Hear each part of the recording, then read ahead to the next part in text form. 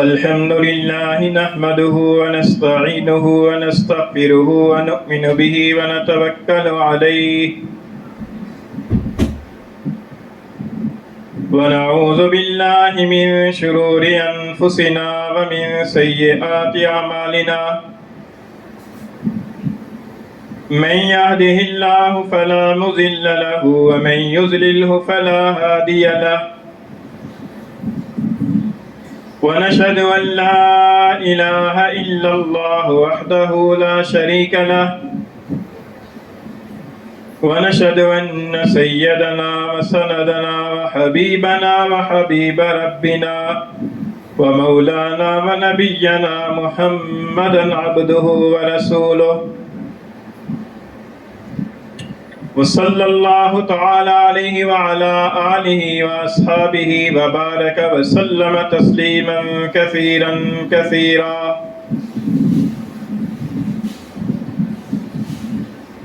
أما بعد فأعوذ بالله من الشيطان الرجيم بسم الله الرحمن الرحيم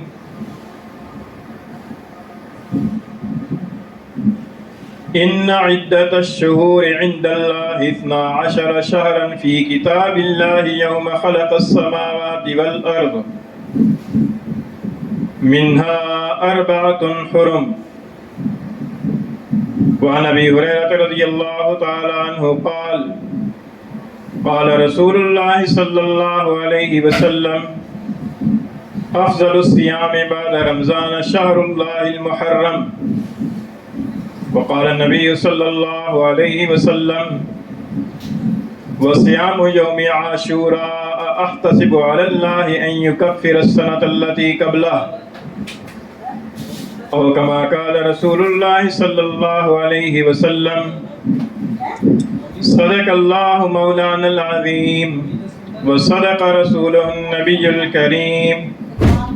ونحن على ذلك لمن الشاهدين والشاكرين والصلاة والسلام على سيد الأنبياء والمرسلين والحمد لله رب العالمين. میرے قابل احترام بزرگوں، دوستوں اور بھائیوں، اسلامی سال کا پہلا مہینہ محرم الحرام کا چل رہا ہے. اس محرم الحرام کے مہینے کو اللہ تعالیٰ نے باقی مہینوں کی پر یہ فضیلت عطا فرمائی ہے کہ یہ مہینہ حرمت والے 4 مہینوں میں شامل ہے. قرآن مجید کے اندر اللہ تعالیٰ کا ارشاد ہے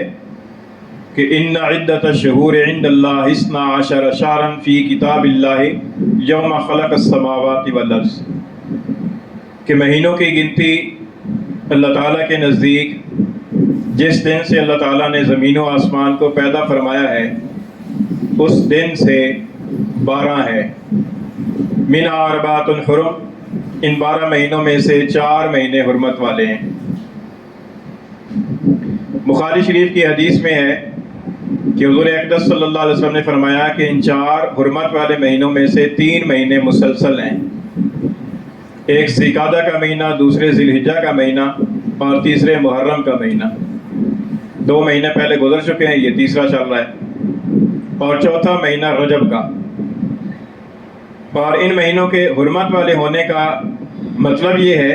کہ ان مہینوں کی عظمت اور احترام باقی مہینوں کی بنسبت زیادہ کرنا چاہیے، اور ان مہینوں کی عظمت اور احترام کا تقاضا یہ ہے کہ ان مہینوں کے اندر اللہ تعالیٰ کی اطاعت اور فرمانبرداری زیادہ کرنی چاہیے اور اللہ تعالیٰ کی نافرمانیوں سے زیادہ اہتمام کے ساتھ بچنا چاہیے. جیسے مقدس مقامات ہوتے ہیں، حرم شریف ہے، مسجد نبوی ہے یا عام مساجد ہیں، جیسے ان جگہوں کے اندر آدمی گناہ کرنے سے اپنے آپ کو بچاتا ہے، اسی طریقے سے جو مقدس اوقات ہیں، مبارک مہینے ہیں،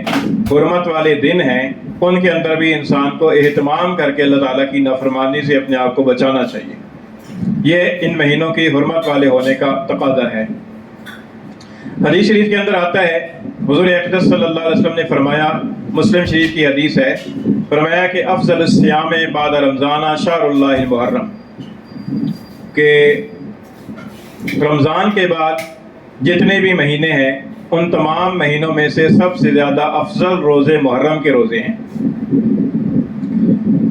تو یہ باتیں حدیث سے ثابت ہیں، اور حضور اقدس صلی اللہ علیہ وسلم حضرت ابن عباس فرماتے ہیں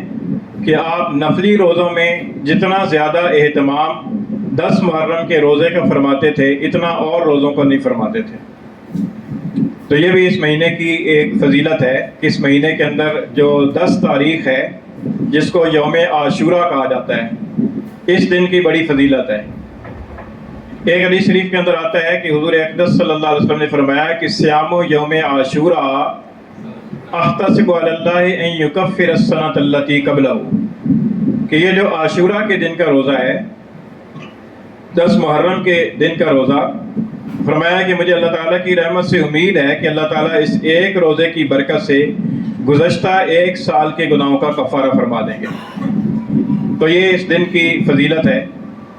بلکہ بعض احادیث کے اندر آتا ہے کہ رمضان کے روزے فرض ہونے سے پہلے 10 محرم کا روزہ فرض تھا، پھر جب رمضان کے روزے فرض ہوئے تو اس روزے کی فرضیت منسوخ ہو گئی۔ حضور اقدس صلی اللہ علیہ وسلم نے فرمایا کہ اب جو چاہے تو اس دن میں روزہ رکھ لے اور جو نہ چاہے تو نہ رکھے، اختیار ہے۔ لیکن اس دن کی فضیلت ابھی بھی باقی ہے، اور اس دن کے اندر نفلی روزہ رکھنے کا بہت زیادہ ثواب ہے۔ اور ایک حدیث کے اندر آتا ہے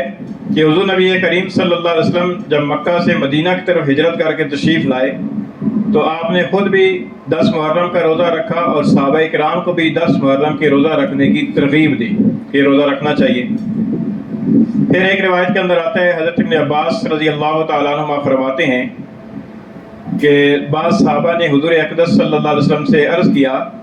کہ اللہ کے رسول، اس دن کے اندر یہودی بھی روزہ رکھتے ہیں اور ہم بھی روزہ رکھتے ہیں، تو یہود کی مخالفت بھی کرنی چاہیے اور اس دن کی روزے کی فضیلت بھی حاصل کرنی چاہیے۔ تو حضور اقدس صلی اللہ علیہ وسلم نے فرمایا کہ اگلے سال انشاءاللہ میں 10ویں کے ساتھ 9ویں کا روزہ بھی رکھوں گا، یعنی 10 محرم کے ساتھ ساتھ 9 محرم کا بھی روزہ رکھوں گا۔ لیکن اس کے بعد پھر اگلا محرم نہیں آیا، اس سے پہلے پہلے ربیع الاول کے مہینے میں سرور دو عالم صلی اللہ علیہ وسلم دنیا سے پردہ فرما گئے، لیکن امت کو تعلیم دے گئے کہ یہود کی مخالفت سے بچتے ہوئے اس دن کے روزے کی فضیلت کو کیسے حاصل کیا جا سکتا ہے۔ فرمایا کہ ایک دن اور ساتھ ملا دیا جائے۔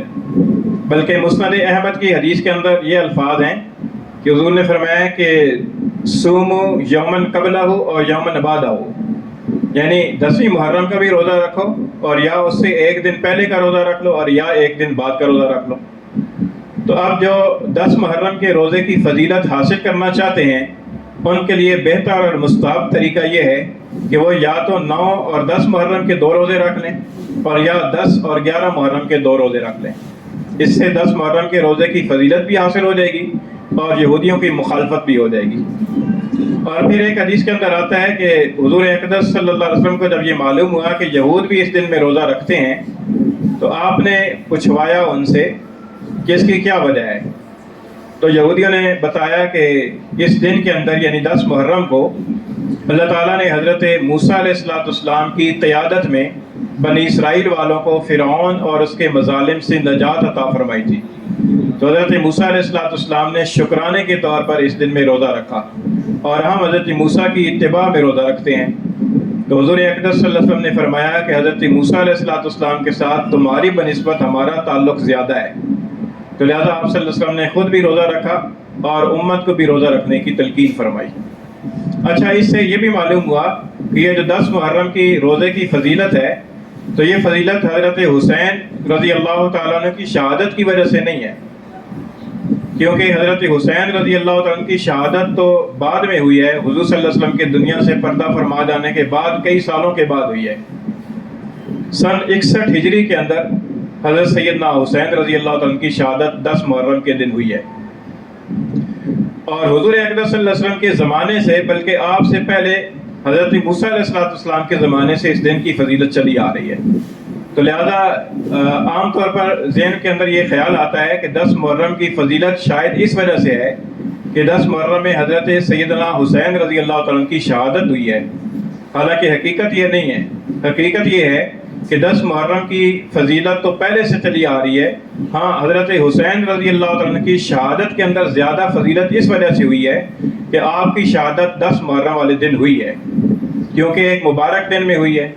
فضیلت والے دن میں ہوئی ہے. اس وجہ سے حضرت حسین رضی اللہ عنہ کی شہادت کے اندر زیادہ فضیلت اور زیادہ اعزاز پیدا ہو گیا ہے. اس سے یہ معلوم ہوتا ہے کہ اس دن کی جو فضیلت ہے اور اس ماہ محرم کی جو فضیلت ہے یہ شہدائے کربلا کی وجہ سے نہیں ہے، بلکہ یہ فضیلت پہلے سے چلی آ رہی ہے. اور 10 محرم کی جو فضیلت ہے یہ حضرت سیدنا حسین رضی اللہ عنہ کی شہادت کی وجہ سے نہیں ہے، بلکہ پہلے سے چلی آ رہی ہے. اور پھر اتفاق ایسا ہوا کہ حضرت سیدنا حسین رضی اللہ عنہ کی شہادت بھی 10 محرم کو ہو گئی، اور جس کی وجہ سے آپ کی شہادت کے اندر بھی زیادہ اعزاز پیدا ہو گیا، زیادہ فضیلت پیدا ہو گئی. ایک فضیلت والے دن کے اندر اللہ تعالیٰ نے آپ کو شہادت کا مقام اور مرتبہ عطا فرمایا. اچھا، جب یہ مہینہ اور یہ دن پہلے سے فضیلت والے چلے آ رہے ہیں تو اسی سے یہ سمجھ لینا چاہیے کہ یہ مہینہ اور یہ دن غم والا مہینہ اور غم والا دن نہیں ہے، جیسا کہ بعض لوگوں کی سوچ ہے.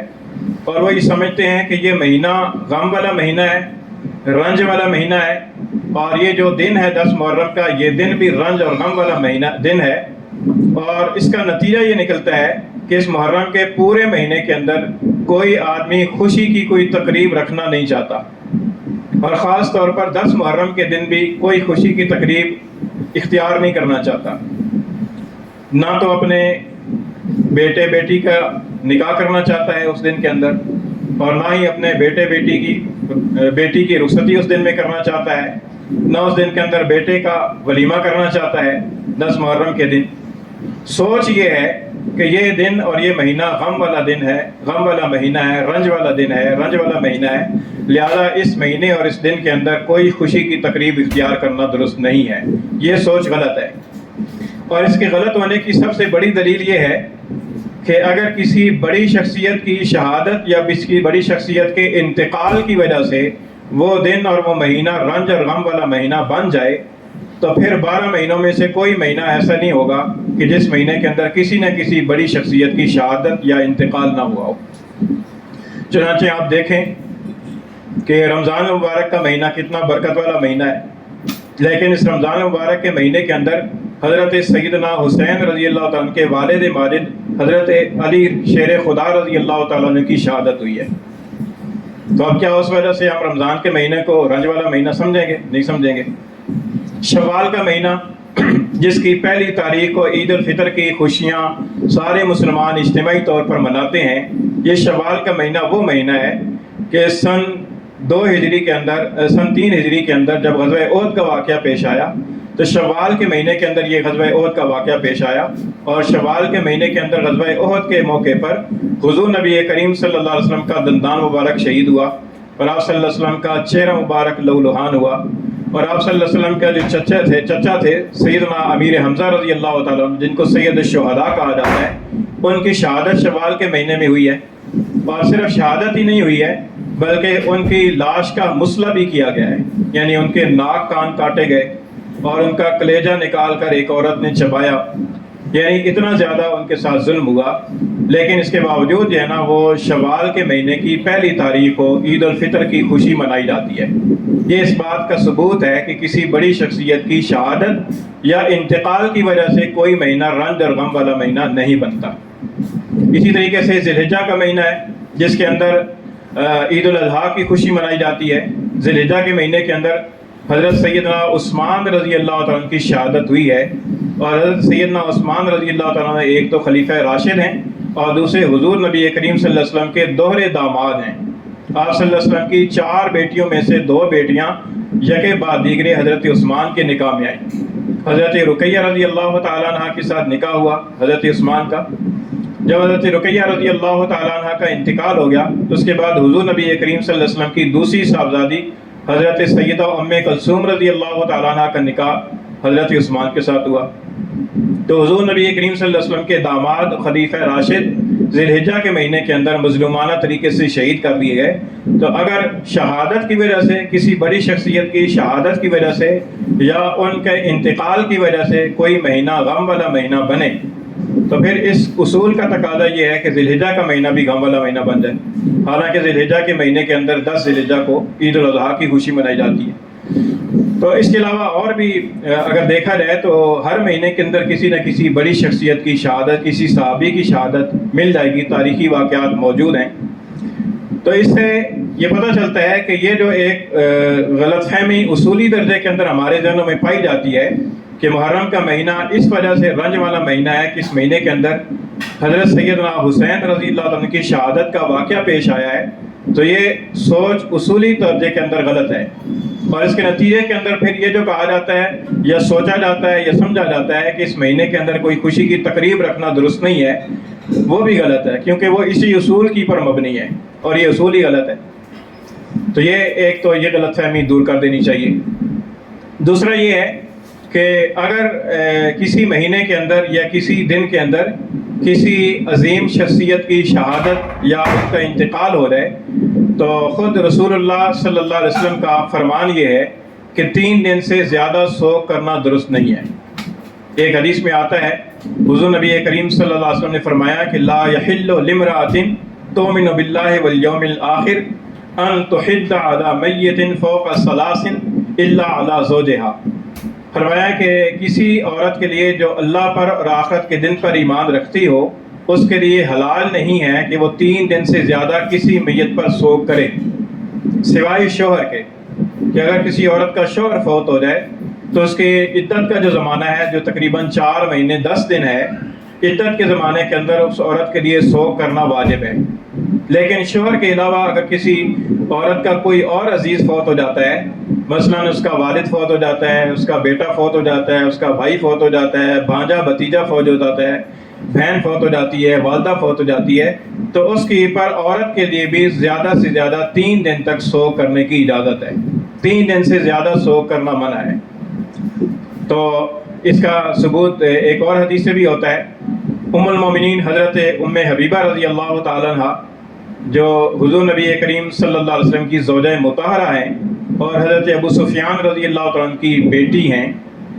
جب حضرت ابو سفیان کا انتقال ہوا تو ان کے انتقال کے 3 دن کے بعد انہوں نے اپنی باندی سے خوشبو منگوائی اور اپنے بازو کی پر اور اپنے چہرے کی پر خوشبو لگائی اور پھر اپنی باندی سے فرمایا کہ اس وقت مجھے خوشبو لگانے کا کوئی خاص تقاضا نہیں تھا،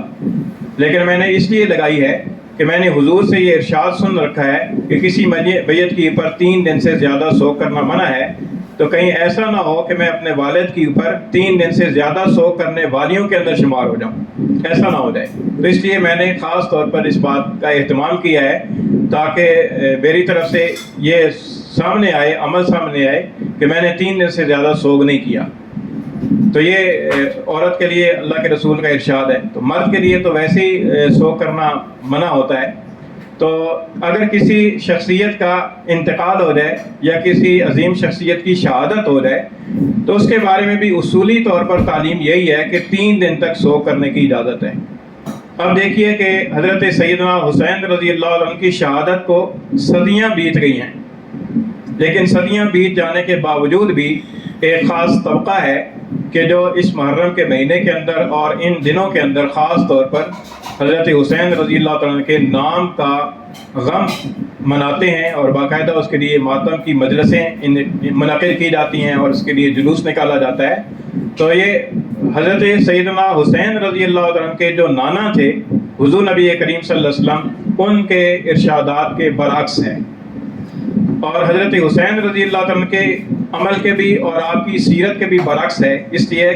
کہ حضور صلی اللہ علیہ وسلم کا ارشاد ہے کہ الحسین منی و انا من حسین، کہ حسین مجھ سے ہے اور میں حسین سے ہوں. تو جب حضور نبی کریم صلی اللہ علیہ وسلم نے حسین کو اپنا فرمایا ہے تو ظاہر ہے کہ حضور نبی کریم صلی اللہ علیہ وسلم کے طریقے پر چلنے والے بھی حضرت حسین ہیں. تو جب حضور نبی کریم صلی اللہ علیہ وسلم کا طریقہ وہ ہے تو ظاہر ہے کہ حضرت سیدنا حسین کا بھی طریقہ وہی ہوگا. جب حضرت سیدنا حسین کا طریقہ وہ ہوا تو اب حضرت سیدنا حسین کا نام استعمال کر کے ان کے برعکس، ان کی تعلیمات کے برعکس اس طرح کے کام کرنا درست نہیں ہوگا، کیونکہ حضور نبی کریم صلی اللہ علیہ وسلم نے ان امور کی خاص طور پر ممانعت فرمائی ہے. ایک حدیث میں ارشاد فرمایا کہ لیس منا من ضرب الخدود وشق الجیوب ودعا بدعوى الجاہلیہ، ہم میں سے وہ آدمی نہیں ہے کہ جو اپنے چہرے کو پیٹے، اپنے گریبان کو پھاڑے اور جاہلیت کی پکار پکارے۔ تو فرمایا ہے کہ اس کا ہمارے ساتھ کوئی تعلق نہیں ہے۔ ظاہر ہے کہ جو آدمی غم کے موقع کی پر اپنا چہرہ پیٹے گا، اپنے گریبان کو پھاڑے گا یا اپنے جاہلیت کے طریقے پر اس غم کا خواہ مخواہ مسلط کر کے اظہار کرے گا، تو حضور نبی کریم صلی اللہ علیہ وسلم نے فرمایا کہ وہ ہم میں سے نہیں ہے، یعنی اس کا ہمارے طریقے کے ساتھ کوئی تعلق نہیں ہے۔ اسی طریقے سے ایک حدیث میں آتا ہے کہ حضور نبی کریم صلی اللہ علیہ وسلم نے فرمایا کہ انا بری ممن حلق و سلق و خرق، کہ میں بیزار ہوں اس شخص سے کہ جو غم اور صدمے کی وجہ سے اپنے سر کے بال مڑوائے یا چیخ و پکار کرے یا اپنے کپڑے پھاڑے۔ تو فرمایا کہ میں اس شخص سے بیزار ہوں، اس شخص سے میرا کوئی تعلق نہیں ہے۔ تو ظاہر ہے کہ غم اور صدمے کے موقع پر انسان کو صدمہ تو ہوتا ہی ہے، لیکن صدمے کے اظہار کا جو طریقہ اللہ کے رسول نے ناپسند فرمایا ہے، اس طریقے پر اظہار کرنا منع ہے۔ ایک حدیث میں آتا ہے کہ رسول اللہ صلی اللہ علیہ وسلم نے فرمایا کہ بلکہ اللہ کے رسول نے لعنت فرمائی ایسی عورت کی پر کہ جو نوحہ کرنے والی ہو، اور اس عورت پر کہ جو نوحہ کو سننے والی ہو، یعنی جو غم کے مرثیے اور نوحے اور ایک لے کے ساتھ گا گا کر جو رونا اور میت کی اوپر پکار کر رونا ہوتا ہے، اللہ کے رسول نے فرمایا اس کے اوپر بھی لعنت، اور اس عورت کو کان لگا کر سننے والے کی بھی لعنت۔ اس سے یہ معلوم ہوتا ہے کہ اس طرح کی مجلسوں کو سننا بھی گناہ ہے۔ ہمارے بہت سارے اہل سنت لوگ لا علمی کی وجہ سے اور غلط فہمی کی وجہ سے وہ اس امر کا ارتکاب کرتے ہیں، حالانکہ یہ سننا بھی منع ہے۔ تو اس لیے اس چیز سے بھی انسان کو پرہیز کرنا چاہیے، کیونکہ غم اور صدمے کا بھی ایک طریقہ ہے کہ جو شریعت نے بتایا ہے۔ ایک حدیث میں اللہ کے رسول نے اس کی وضاحت فرمائی ہے، فرمایا کہ ان اللہ لا يعذب بدمع العین ولا بحزن القلب ولكن يعذب بهذا او يرحم۔ حضور نے فرمایا کہ بے شک اللہ تعالیٰ آنکھ کے آنسو کی وجہ سے اور دل کے غم کی وجہ سے عذاب نہیں دیتا، لیکن اس کی وجہ سے عذاب دیتا ہے اور اس کی وجہ سے رحم فرماتا ہے۔ زبان کی طرف اشارہ فرمایا کہ زبان سے اگر کوئی آدمی اللہ تعالیٰ کے فیصلے کی رضامندی والا بول بولے گا، انا للہ و انا الیہ راجعون پڑھے گا، اللہ تعالیٰ اس سے ثواب عطا فرمائیں گے۔ اور جو زبان سے شکوہ اور شکایت کرے گا اور اللہ تعالیٰ کے فیصلے کی پر راضی نہ ہونے کے کلمے کہے گا، اللہ تعالیٰ اس کی پر سے سزا دے گا۔ لیکن آنکھ سے جو آنسو بہے گا، دل کے اندر جو غم ہوگا، اس کی وجہ سے اللہ تعالیٰ کوئی پکڑ نہیں فرمائے گا۔ تو غم کے اظہار کی بھی ایک حدود ہے کہ غیر اختیاری طور پر جو آنکھ سے آنسو آ جاتے ہیں کہ دل کے اندر صدمہ اور غم پیدا ہو جاتا ہے، اس کی تو اجازت ہے، لیکن آدمی زبان سے اللہ تعالیٰ کی شکایت کا کلمہ بولنا شروع کر دے، زبان سے نوحہ کر کے اور بین کر کے رونا شروع کر دے، اللہ کے رسول نے فرمایا کہ اس زبان کی وجہ سے اللہ تعالیٰ پکڑ بھی فرماتا ہے اور اس زبان کی وجہ سے اللہ تعالیٰ رحم بھی فرماتا ہے، اگر زبان سے اچھے کلمات بولے جائیں گے۔ تو اس لیے حضرت سیدنا حسین رضی اللہ تعالیٰ عنہ کی شہادت کا جو واقعہ ہے، بلا شبہ امت کے لیے بہت بڑے صدمے کی باعث ہے، اور صرف آپ ہی کا واقعہ شہادت نہیں بلکہ اور جتنے صحابہ کرام شہید ہوئے ہیں، سارے صحابہ کرام ہمارے سروں کے تاج ہیں، اور سب صحابہ کرام کی جو وہ شہادت ہے، جو بھی شہید ہوئے ہیں، تو ظاہر ہے کہ ان کی شہادت امت کے لیے خسارہ ہے۔ لیکن جس طریقے سے ہم اور صحابہ کرام کے ساتھ محبت رکھتے ہیں اور محبت رکھنی چاہیے، اور اس محبت کی وجہ سے ہم ان کے شہادت کے دن کو ہر سال برسی کے طور پر نہیں مناتے، اسی طریقے سے حضرت سیدنا حسین رضی اللہ عنہ کے ساتھ بھی ہمیں محبت ہونی چاہیے، کیونکہ حضرت سیدنا حسین کا شمار اہل بیت میں سے ہے، اور اہل بیت کی محبت بھی ایمان کا حصہ ہے۔ جس طریقے سے صحابہ کرام کی محبت ایمان کا حصہ ہے، اسی طریقے سے اہل بیت کے ساتھ محبت رکھنا بھی ایمان کا حصہ ہے۔ لیکن اس محبت کا تقاضا یہ نہیں ہے کہ جو ہم کرتے ہیں کہ ہر سال برسی کے طور پر ان کے غم کے اندر غم کی محفلیں برپا کریں، جس طریقے سے ہم اور صحابہ کرام جو شہید ہوئے ہیں ان کے ساتھ ہم ایسا نہیں کرتے۔ اسی طریقے سے حضرت سیدنا حسین رضی اللہ عنہ کی شہادت باوجود ہے کہ ان کے ساتھ قلبی محبت دل اور قلبی عقیدت سے دل لبریز ہے، لیکن اس کے باوجود وہ کام کہ جس سے حضرت حسین راضی نہیں ہیں اور جس سے حضرت سیدنا حسین کے نانا رسول اللہ صلی اللہ علیہ وسلم راضی نہیں ہیں، وہ کام ہمیں نہیں کرنا چاہیے۔